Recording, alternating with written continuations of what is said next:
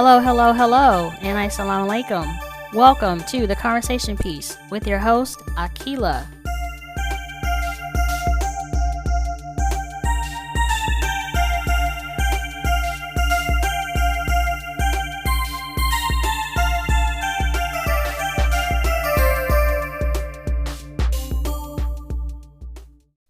The quote-unquote war on drugs has been a failure since Nixon declared the war on drugs in 1971.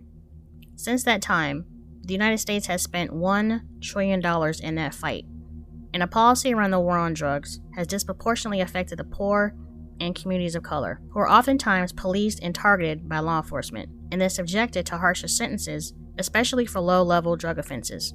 Now, there have been some conspiracy theories surrounding the CIA purposely flooding the black communities with drugs. John Ehrlichman, a former Nixon advisor, is on record as saying the following, quote, "The Nixon campaign in 1968 and the Nixon White House after that had two enemies, the anti-war left and black people. You know what I'm saying?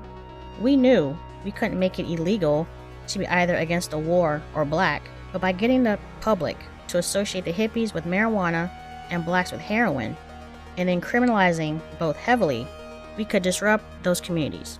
We could arrest their leaders, raid their homes, break up their meetings, and vilify them night after night on the evening news. Did we know we were lying about the drugs? Of course we did." End quote. Was this a war on drugs or a war on people?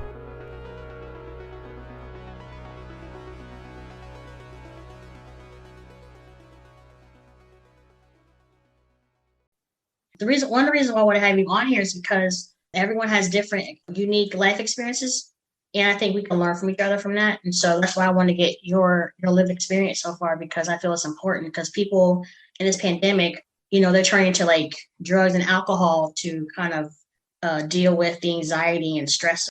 And Yeah. So, My name is Brandi. I am 38 years old. I have 3 children, one 18, 17, and 15. I'm married for the second time. how do you think you were able to overcome your addiction? Okay, so I was able, I believe, first and foremost, for my grandmother's prayers. My grandmother spent her entire life praying for me to change, because it seemed like for so long I was in addiction for about 5 years. It was never like a consistent stopping. Like I was always at it. My grandfather passed, and it was just spiraled out of control. I was going through a divorce and a drug addiction, so it just got crazy. So the way I got into the program was I was just at the bottom. One day, my drug dealer ended up coming to my grandmother's house, and my grandmother, my mother, and my children were all there. And I had stolen $20 from him before I left his house that day. And I walked home, and apparently he woke up and got mad and came to get his money. And while he was like banging at the front door, I was hiding in the bathroom with a needle in my arm. And I could hear my mom at the door wrestling this guy who's like huge. He's like 300 pounds. And he's like, "No, I want my money. So my mom ends up calling the cops. I'm still in the bathroom, like for minutes. I'm just in there, too worried about my drugs, not even worried about the safety of my kids or my grandmother or my mom. And when I did come out, my grandmother was sitting in her chair. I could see down her hallway, and she was just crying. And she looked up at me and she said, "You can't come here anymore." And my grandma was the one that was always there for me. Like, even if I went to jail, she was there to bail me out. If I did something bad, she was there to get me. If I was stuck somewhere, she was there. She was always saving me. Well, that was the last bridge I had. So I left to a neighbor's house, and that night I called a friend who I knew was involved in church. And I just said, "Let me just see what she says." And I said, "Hey, I need somewhere to stay until I can get a job." And she's like, "Look, just come to my church tomorrow." And she's like, "Pack your suitcase for, some time, like you're not coming back, but just come with it." So I go to this church. My grandmother drives me there. My mom, my kids, they're not even like involved in dropping me off or wishing me off well. None of that, because they were just at that point. Nana dropped me off, and when we pulled up, she looked at me and she said, "Do not come back until you are well." So I had no idea what I was getting myself into. I walk into the church, and at the door I see this girl who I once ran the streets with. And like we were like out there always buying pills and coke and just doing just crazy stuff together. I seen her, and she was like so full of God and so changed, and just she was so beautiful. And I looked at her and I said, if God can do this to her, oh, I'm staying here. So yeah, so I stayed, and that was it. That's the day that changed and saved my life. Oh wow. Was that good? Oh, that was excellent. That was beautiful. Inshallah, some people, when this does go out, hopefully someone that will touch somebody, because I mean, this is your lived truth, this is your lived experience, and I'd rather people come on here and be open and honest and raw than trying to project some type of artificial image, because they want to look good. You said your testimony helped change some of the girls' lives. Like, I came in here as a heroin addict. I thought I was going to have these horrible withdrawals. I didn't need the meds, because, the girls would come in after me and be like, these people are nuts. Because, I mean, our leaders and the pastors, like, we couldn't even get a Tylenol. Like, everything was prayer. It was like, oh, my head hurts. Okay, let's pray for you. Oh, like, there was no pain meds. You didn't get to take your psych meds when you went in there, or you couldn't get your doctor to write you anything but a vitamin. That's what we got, and we got prayer. And so the girls would be like, this is crazy. Like, we need Suboxone. We need to do this. And see, I thought that too.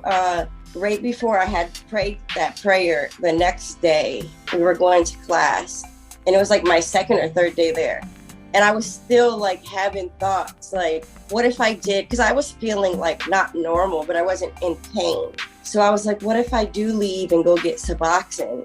And then I could stash some and come back in here and take a little per day and just like girl lengthen it. And I asked my pastor that morning on the way to class, I said, Pastor Lucy, I think I need to go to the Suboxone clinic.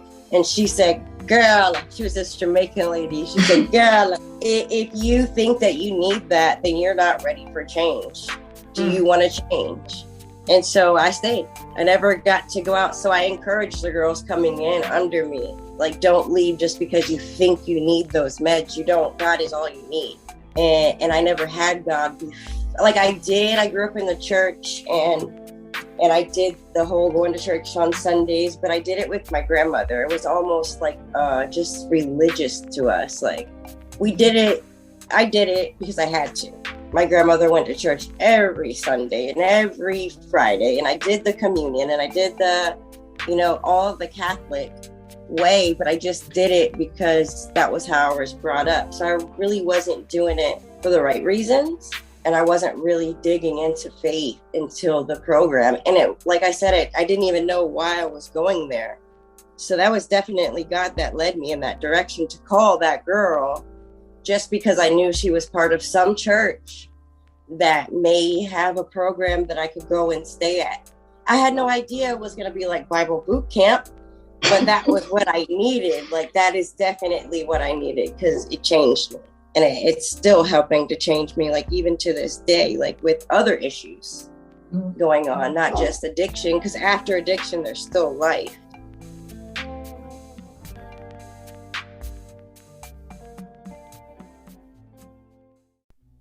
Here are some quick statistics.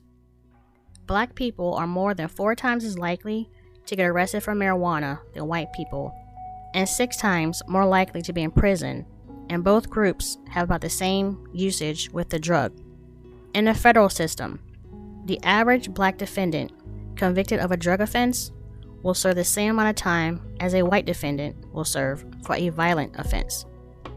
People of color account for 70% of people convicted on charges with a mandatory minimum sentence, and people with mandatory minimums spend 5 times as longer in prison than those sentenced on other offenses. People who suffer from addictions, locking them up has not had the impact this war intended. Research suggests that addicts, once released, face higher chances of overdosing, as opposed to remanding them or sentencing them to a drug treatment program.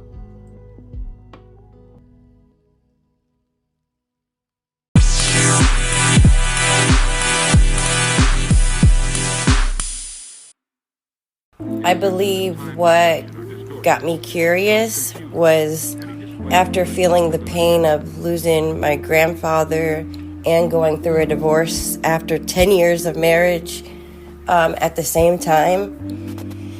It was just overwhelming, and at the time, the doctor was just writing me prescriptions, no questions. I mean, hundreds of opiates a month.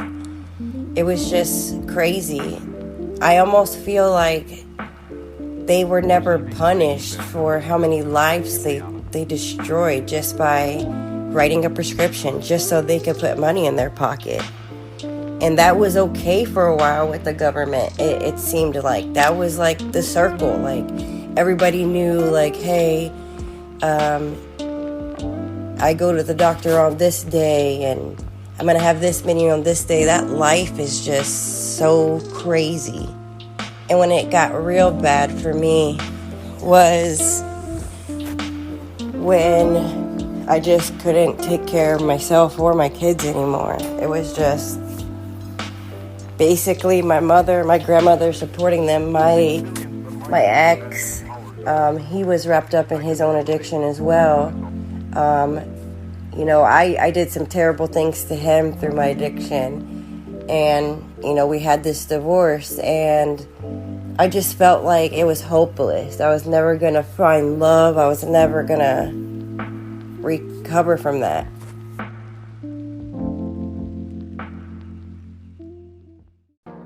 I think understanding addiction, it helps a lot of families because it's affecting so many families.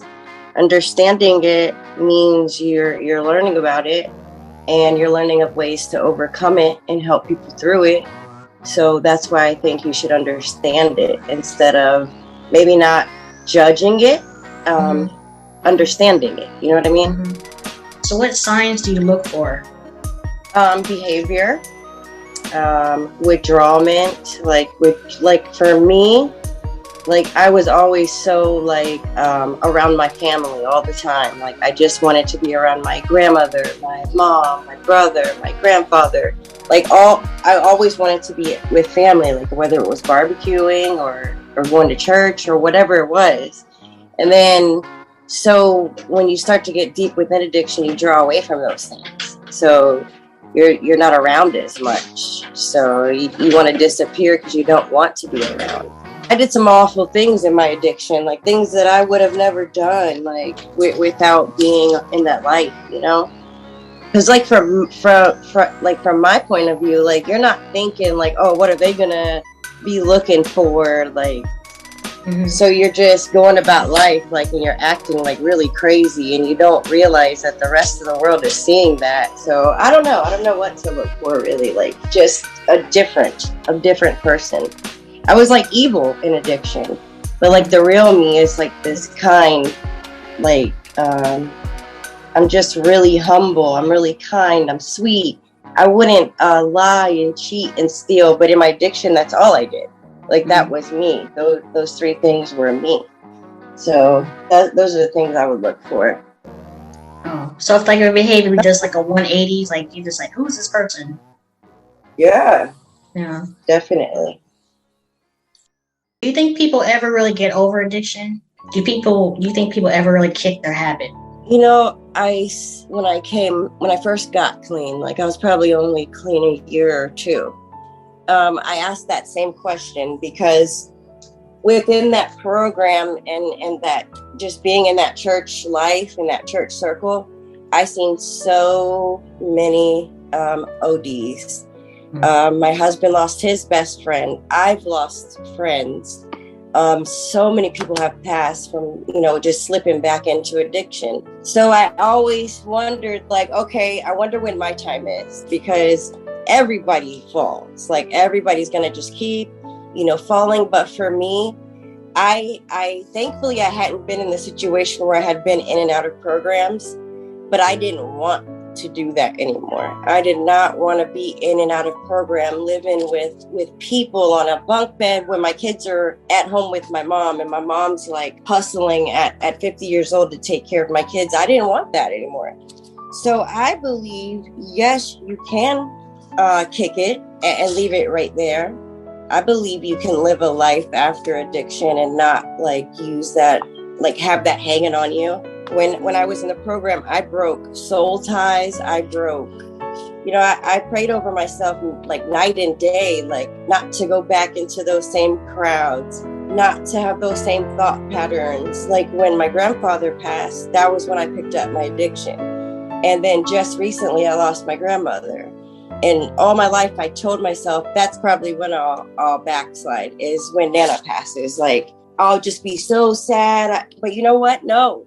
Like, because all of this time in between my grandfather passing and my grandmother, God has been building me up to be so strong in him that I don't need the drugs to feel better. I need him. He is my number one priority. And that's what I realized I was missing as a child. I didn't have I wasn't living my life for God. So I picked up addictions because I didn't know about God. So I was foolish. And I thought that drugs would fill the void. I thought men would fill the void. I thought sleeping with this person and that person, oh, this is gonna fix me on up. No, it sucked me down a darker hole. So once the Lord came into my life was when I knew that I would be strong enough to overcome this. And it's not really a fight. I do not talk bad about AA. But I could not overcome like that, because when you're in the Lord, you don't want to sit and reminisce on, oh, remember that time we had needles in our arms and it felt so good, and you don't mourn and dwell on those things anymore. You actually try not to talk negative. And in AA and NA, I feel like you share war stories. And then you want to go home and get high. So for me, that didn't work. Like I said, I was court ordered to a few classes, but I was just like, you have to have God, period, point blank. Like, there's nothing else that's going to help you and make sure you overcome addiction.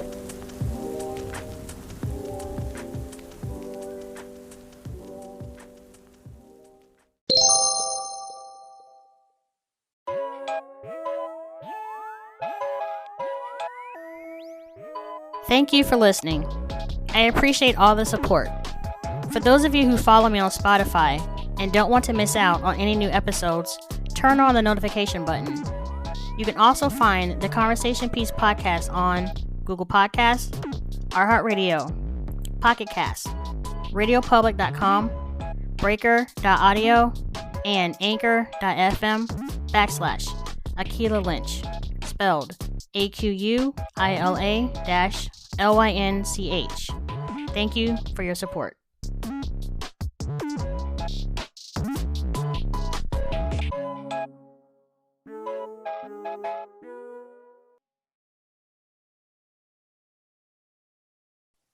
There's a stigma attached to people who have addiction problems. And even when they overcome it, it still feels like there's still a stigma around them.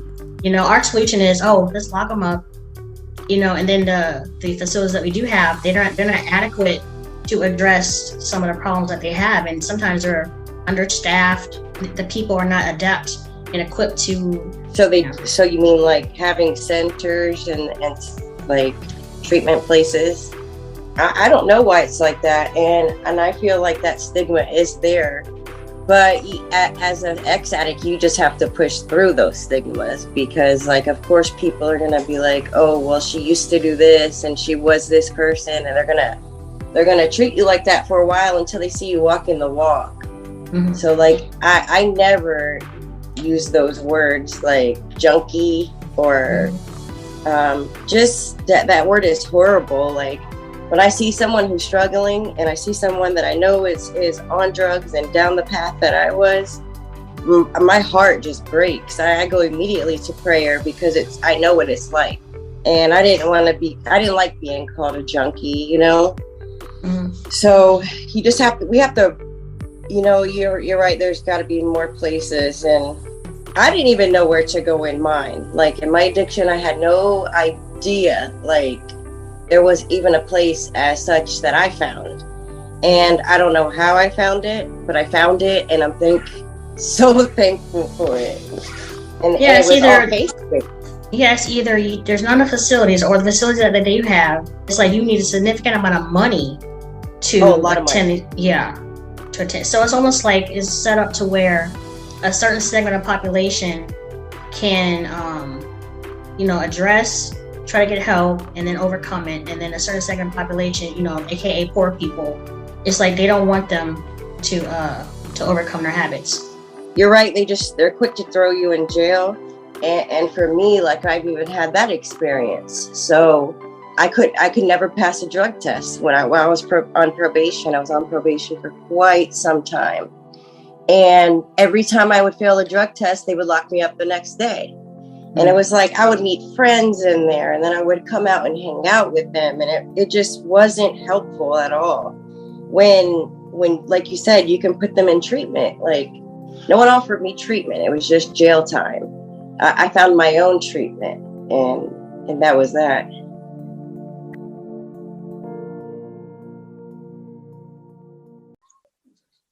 It's evident faith is very important in your life. I mean, I can see it immediately when you came back. I saw it and heard it in your voice too.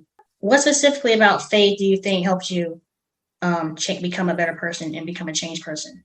Well, faith alone, I knew what the word faith was and what it meant, and I knew we sung about it in church and we used it for all those little fancy cliche sayings, but I didn't really know like what it meant to have that faith, because like what my addictions were heroin, pills, cocaine, and mollies. Those were my addictions. Like heroin was one of the ones I had to have like daily to even get out of bed.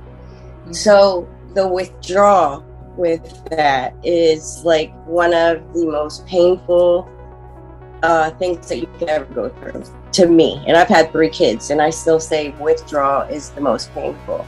So that night I had gotten high the morning I went into the program, so I wasn't like fully like, you know, bare yet. So I went to go to sleep that night, and the girls kept telling me, you have to have faith, God's going to change you, like just have faith. And I was just looking at them like, you guys sound so dumb. Like if everybody keeps saying this, like you guys sound like robots. Like I don't know what all this God stuff is, but this is crazy. That was the drugs talking at that point, you think? Yeah, probably, because like it was all still negative. I wasn't happy about being there, although I wasn't forced, and I did walk in, and I could have walked out just as easy at that time. But I told God in my bed, I sat there on the top of my bunk bed, and I'm looking around at all these women, and women of all kind. There was probably about 40 of us when I entered. And I was like, I told God, I said, if I have any withdrawals when I wake up or through the night, I'm leaving. I'm going to detox. I thought that was going to be my way out of there was, I have to go to detox. I have to get those meds to come off of this stuff. I can't do it alone. So they said, pray, like you have to have faith. So I told God that prayer that night. I almost was like giving him demands, like, you give me no withdrawals, I'll stay. But, you know, so I went to sleep, and I woke up the next day, and I sat up in my bed, and I was like, I looked around, I felt my body, and I was like 100% okay. And I laughed. I said, you have to be kidding me. I know it's going to get worse. I'm just doubting him already. Well, as the days went by, it got less and less. Even any type of feeling. I didn't really have withdrawals at all. I didn't throw up. I didn't have like the diarrhea, the stomach. I just had a feeling that I was being stripped down. And so in there, they told you that was a good thing because you wanted to get to the core of why you were addicted. So I learned faith. That was my first experience with having faith, was just trusting that God wouldn't leave me in there high and dry with no meds and sick and me feeling like I would die, because that's what withdrawal does to you. So that's definitely mine. And a lot of girls stayed because of my testimony with that. They would come in and they would be like, no, I gotta go. I want to go get high. I can't do this. Withdrawal is hard. And I would encourage them to pray that. And some of them did, and it kept some of them there. It was crazy.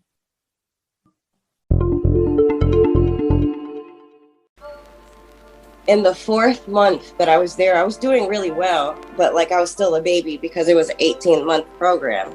The pastor came in one night after dinner, and she was like, it was like the head pastor, and she was like, girls, the program's shutting down here in Fort Myers and we're moving to New York.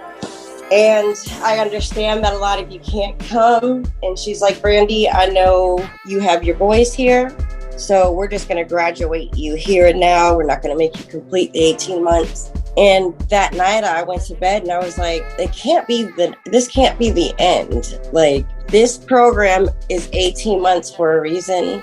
And even though it's so far from home, I feel like God is telling me to finish. Like, he's telling me to finish what I started. And those were the last words my grandmother gave me that day, were, don't come home until you're finished. Like, finish this thing. So I woke up the next day and told Pastor Lucy, I was like, I know I'm leaving my kids, but it's not leaving them if I'm going to better my life. Mm-hmm. Like, I need to get out of this. Like, I was right there in the heart of, if I wanted to leave right then, like, I don't know if I would have slipped, you know? I think I needed every bit of that 18 months before I would be strong enough to do it. And I needed them. So I stayed. One of my first entries. It was November 24th, 2013. I packed my stuff and I tried so very hard not to be noticeable. But the other girls, as soon as I emptied everything off of the hangers, here they come, Leanne and Danielle.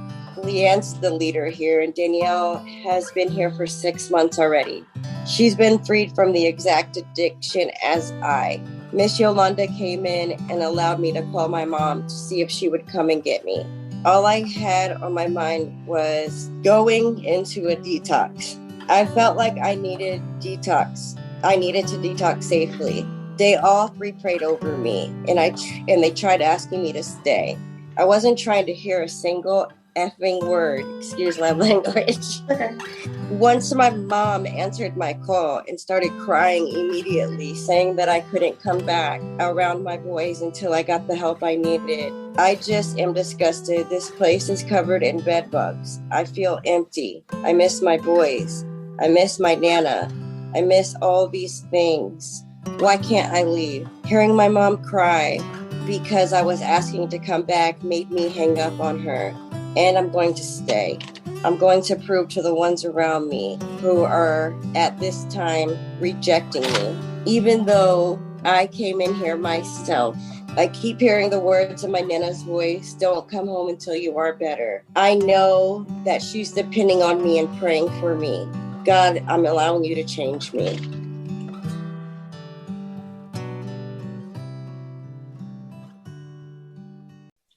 Like, I thought that day when I wrote that, I thought that there was no end in sight. I thought, how can God change me? Like, I am so far gone. Like, I was like 90 pounds soaking wet that day. Like, I was just a little twig. And I just didn't believe, but I kept trying to believe. I kept, even, the girls encouraging me. I look back now and I thank them for it. January of 2014. Today was up and down for me, but God got me through. We had a few pep talks from Miss Yolanda that really helped me. Miss Yolanda was one of our leaders.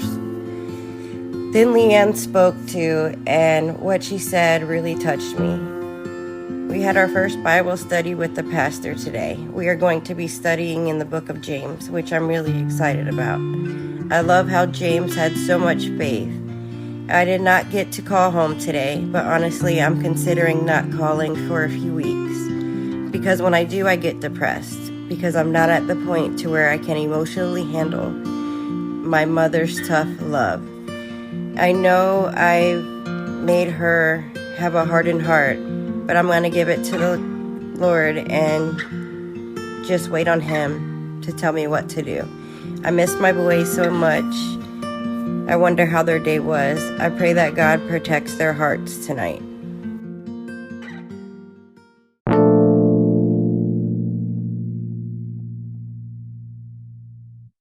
Like, these are all things like that. What my kid's going through right now are all things that were effects of mine and his father's addiction.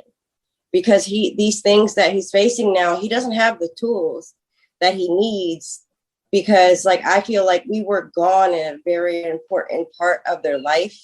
And it's like they had grandma to spoil them and give them everything they wanted and not really reprimand them. And then they had me when I came home trying to just make up.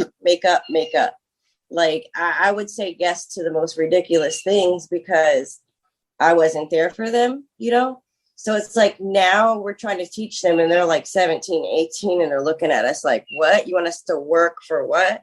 Like, no, you always give it to me.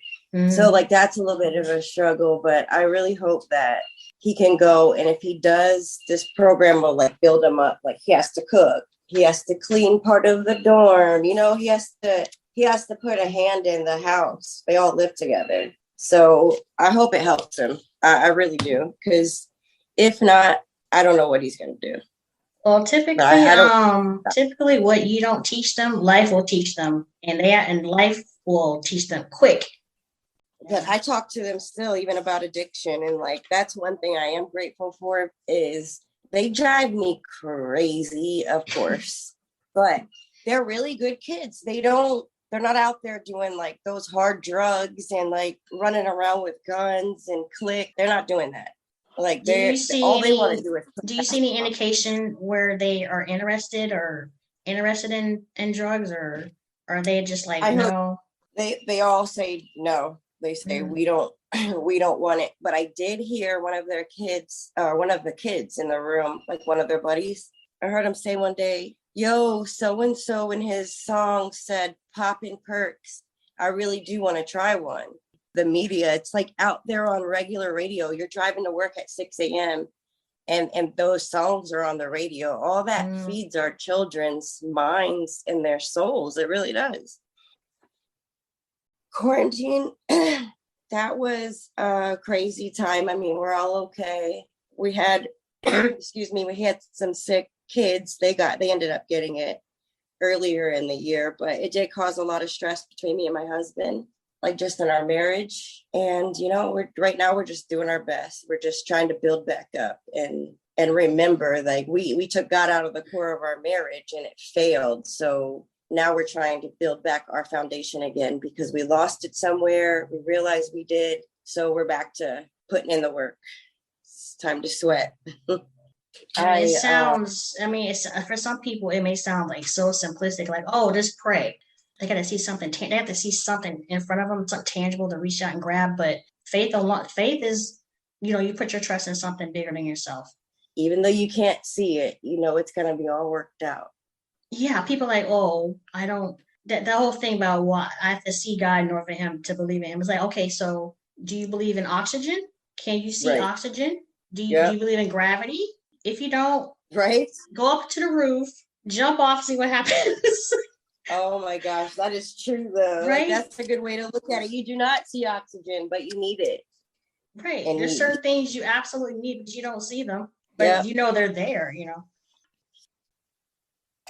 Okay, so after the program, I actually lived with a family that was within another church in that area.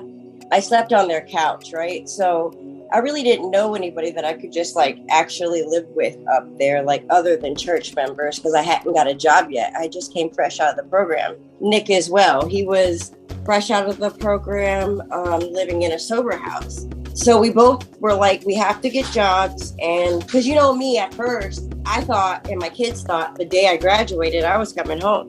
You have to, I had learned by then that I had to wait on God to move me. Because if I did it on my own, I was just going to probably end up back in the program. So I waited. I ended up getting a really good job. He ended up going to school to get his license to drive the city buses there. And we were both like basically walking miles to these buses and trains we had to catch just to get to work every day. We did that for 6 months and saved up enough money to go to the car lot. We actually rode the bus to the car lot, and we're there with no way home if we didn't get a car. Oh my God. And we ended up driving off the lot with the car. Then we got married, and still we hadn't lived together. We didn't know about how we would parent together or anything like that. I didn't even know how I would parent. So God kept me there, and he wanted me to work and build up my own life, so I knew what it was like to live sober, pay bills. Like we had rent. Like I had never paid rent. Like I was 32 years old and never really like had to worry about paying my own stuff because I was married prior for 10 years. Like, and I was a housewife for a lot of them. And then right after that is when I went into my addiction. So this was me learning everything again. So we did that for 2 years. I ended up coming down to visit the kids one summer. And when I got here, I realized that they were just getting to an age and to a time where they really, really needed me. I was like, I can't do this anymore. So I prayed, God, just tell me if I'm supposed to come home or I'm supposed to go back alone and stay. And he told me it was time. So went back up north, saved for 3 months, moved back down with $700 in our pocket. It was me and Nick driving back down with our car loaded down.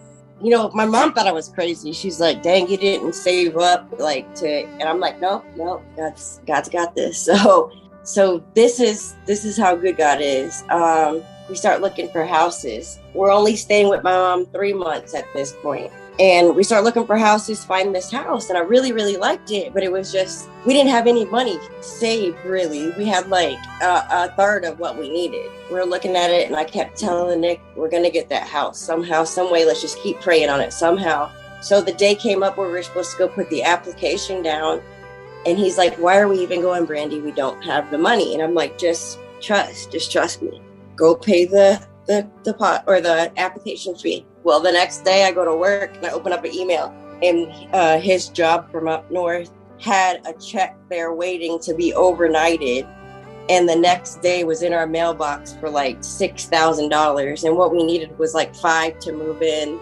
Oh, wow. Yeah, so we were able to move in the house and that's how we got it. Had no clue how we were going to, but that check showed up right on time like that. That was God. Like, I feel like I didn't rush. I didn't, rush myself into healing.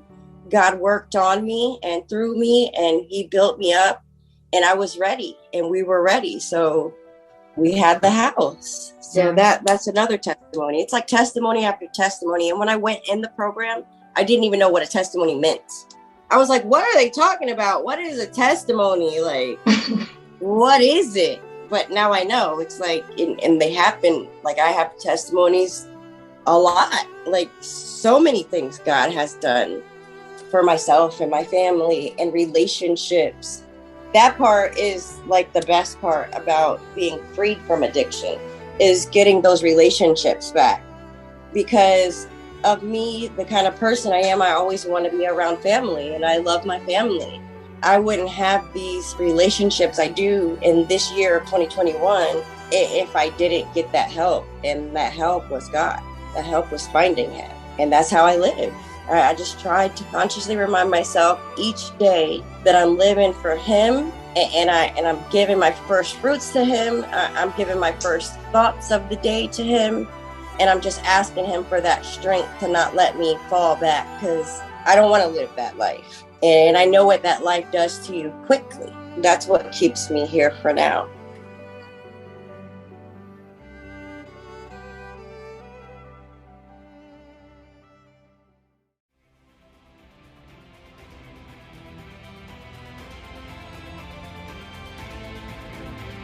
Thank you again for tuning in to another episode of the Conversation Piece podcast.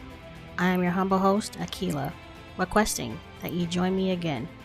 So, until then, be safe.